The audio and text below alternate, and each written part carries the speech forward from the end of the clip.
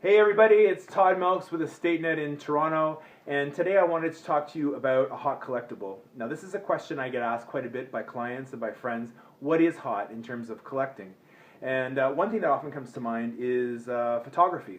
And I'm talking about vernacular photography, which is basically photos taken by unknown photographers for their own purposes, like snapshots. Now this seems to catch people by surprise because they say to me, you mean collectors are interested in other people's photographs of people they don't even know?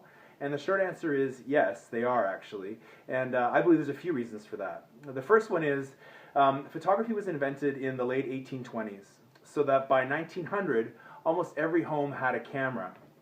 So what we've got, fast forward 4, 5, 6 generations, today, we have literally thousands of photographs. And families don't remember who these photographs were taken of. They don't recognize the people in them, their ancestors. And so we've got all these photographs rushing into the market. We see them in flea markets and that type of thing, which creates a real supply. The interest lies in, I think, the human interest, which is what drives, I think, history and antiques and collecting in a lot of times. And there's nothing more personal than a photograph. You can look at a photograph into someone's face, look at what they're wearing, look at the situation or the people they're with, and it allows us to create our own narrative, and I think there's a real appeal in that. The other fact I would say is that the different areas or fields within photography that people can collect is virtually limitless, and I'll explain what I mean. I have a collector who collects photographs of wedding cakes. There are people who collect photographs of dogs, images of dogs, or if there's a dog in the image, or cats.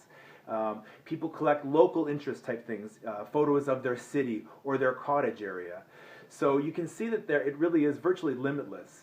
The final factor I think that really contributes to this field growing in popularity is that you can go down to a flea market or at an auction and buy a photograph for a few dollars. It's a very low bar to entry into the field. You can start collecting with virtually very little investment, and so I think that appeals to a wide range of people. So those are some of the reasons I think photography is collectible, and yes, I am talking about snapshots. Some of the rules, some of the things I would tell you to think about if you were wondering about your own photos or you're interested in collecting. I use black and white as a cutoff point.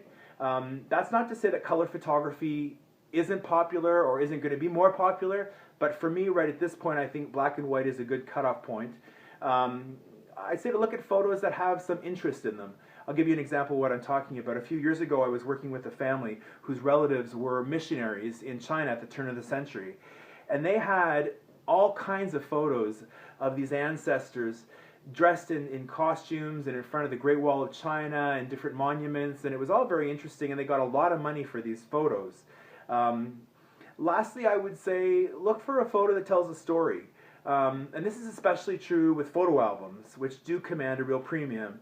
If a photo album is nicely laid out and it tells a story, perhaps of someone's trip, or follows the life of a young girl through a period of years and shows a progression in age and that type of thing, these things are, again, very appealing to collectors, and they do command a bit more money when they come to market. So photos are collectible. Who knew? Maybe it caught you by surprise, maybe it didn't, but that's the information. I hope you enjoyed it, and thank you for listening.